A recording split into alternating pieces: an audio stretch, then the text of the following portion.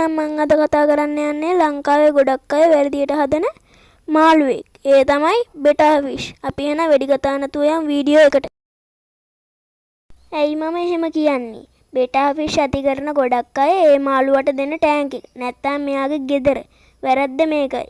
බෝතලේ වීදුරු බඳුනේ දානවා. හරිම විදිහට අවම ගලුන් 3ක ටැංක් එකක්වත් දෙන්නේ නැහැ.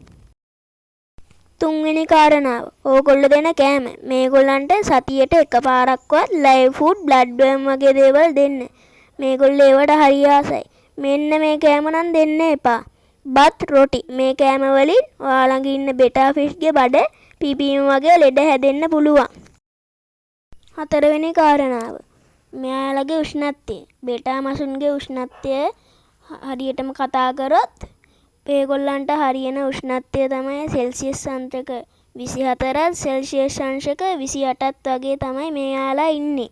මෙයාලගේ මේ බෙටා ඉන්න ටැංකියේ වතුර සතියට 125ක් මාරු කරන්න.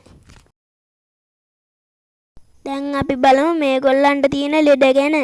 ලෙඩ කතා කරොත් එහෙම ෆින් රොඩ් බඩ පිපීම වගේ ලෙඩවල තමයි මේගොල්ලන්ට තියෙන්නේ.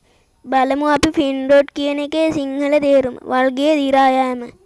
අපි බලමු දැන් වල්ගේ දිරා යෑම මේ කොහොමද හොඳ කරගන්නේ කියලා.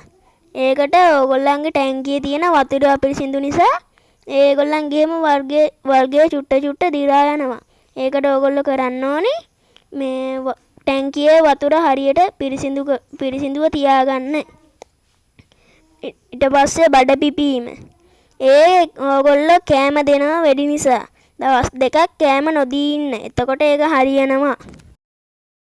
එහෙනම් guys ඕගොල්ලන්ට අද වීඩියෝ එක ගැන මොකද්ද හිතෙන්නේ? අදහස පහලින් කමෙන්ට් එකක් දාන්න. හොඳයි නම් like කරන්න, subscribe කරන්න.